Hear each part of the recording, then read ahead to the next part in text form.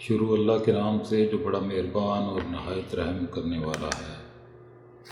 یعقوب بن محمد حرثانی رحمۃ اللہ علیہ سے مروی ہے، فرماتے ہیں کہ میں اپنے شہر سے سیاحت اور توکل کے ارادے سے چلا اور اسی حالت میں بیت المقدس تک پہنچا اور بنی اسرائیل کے غار میں بہت دنوں تک رہا، کچھ کھایا نہ پیا، یہاں تک کہ موت کے قریب پہنچا۔ اسی حالت میں دو راہبوں کو میں نے سیر کرتے دیکھا جو پراگندہ بال اور گرد آلود تھے۔ میں ان کے پاس گیا اور سلام کیا اور پوچھا کہ تم کہاں جا رہے ہو؟ انہوں نے کہا ہمیں معلوم نہیں۔ میں نے پوچھا کہ کیا تم جانتے ہو کہ تم کہاں ہو؟ کہا ہاں، ہم اللہ کے ملک میں اس کے سامنے ہیں۔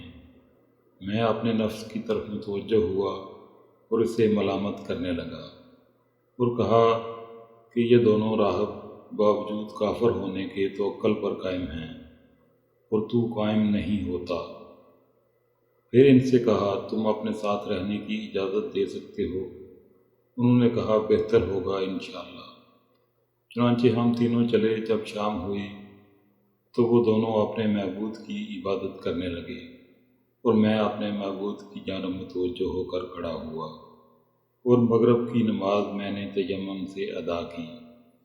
وہ مجھے مٹی سے تیمم کرتا دیکھ کر مسکرائے۔ جب اپنی نماز پڑھ چکے تو ایک نے ان میں سے اپنے ہاتھ سے زمین کھودی تو موتی کی طرح چمکتا ہوا صاف پانی وہاں سے نکلا۔ میں حیران رہ گیا اور پھر دیکھا تو اس کے دائیں طرف کھانا رکھا ہوا تھا، جس سے اور بھی تعجب ہوا۔ انہوں نے مجھ سے کہا کیا ہوا جو حیران ہے؟ آگے بڑھ اور اسے کھا جو حلال روزی ہے، اور یہ ٹھنڈا اور میٹھا پانی پی اور اللہ ذوالجلال کی عبادت کر۔ میں آگے بڑھا اور سب نے مل کر کھانا کھایا اور پانی پیا۔ پھر نماز کے واسطے میں نے وضو کیا اور نماز قضا کی، اور وہ پانی زمین میں چلا گیا، گویا تھا ہی نہیں۔ پھر وہ اپنی نماز میں مشغول ہوئے حتیٰ کہ صبح ہوئی اور دونوں سفر کے واسطے اٹھ کھڑے ہوئے۔ میں بھی ان کے ساتھ رات تک چلا۔ جب شام ہوئی تو دوسرا راہب آگے بڑھا اور نماز پڑھ کر چپکے سے کچھ دعا کی اور پھر اپنے ہاتھ سے زمین کھودی تو پانی کا چشمہ ویسا ہی نکلا جیسا کہ کل اس کے ساتھی کے کھودنے سے نکلا تھا، اور اس کے پہلو میں کھانا بھی رکھا ہوا تھا، اور مجھ سے کہا آگے بڑھ کر کھاؤ پیو اور اپنے پروردگار کی عبادت کرو۔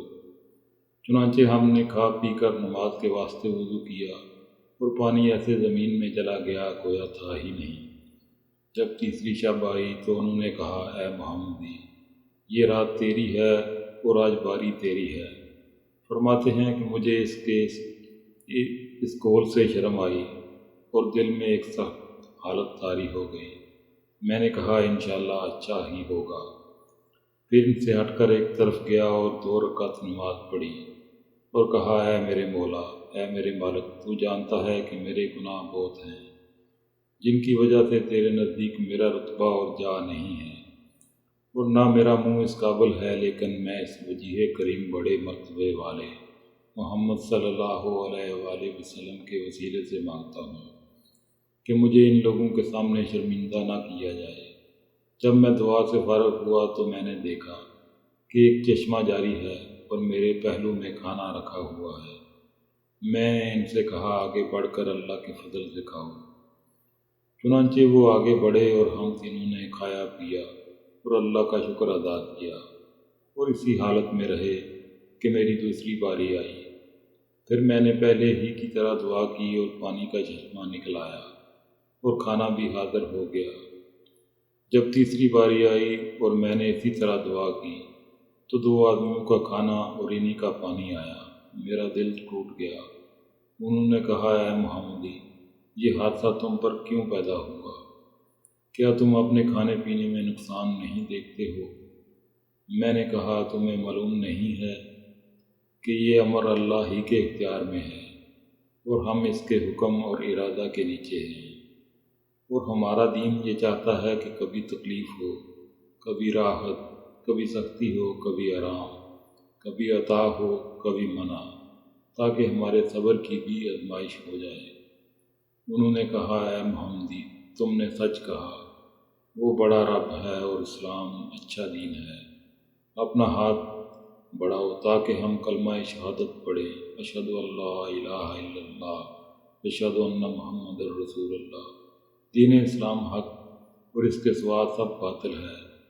میں نے ان سے کہا اے بھائیو، کیا تم کسی شہر میں چلو گے تاکہ جمعہ اور جماعت میں شامل ہو سکیں؟ انہوں نے کہا یہ اچھی رائے معلوم ہوتی ہے اور اچھا فعل ہے۔ جب ہم اس ارادے سے چلے تو سامنے ایک عمارت نظر آئی۔ اندھیری رات تھی، غور سے دیکھا تو ہم بیت المقدس میں تھے۔ ہم اس میں داخل ہوئے اور ایک مدت تک اس میں مقیم رہے، اللہ کی عبادت کرتے تھے اور ہمارا رزق ایسی جگہ سے بہم پہنچتا تھا جس کا گمان بھی نہ تھا، حتیٰ کہ دونوں ساتھی وہیں رحمت حق کو پہنچے اور مر گئے۔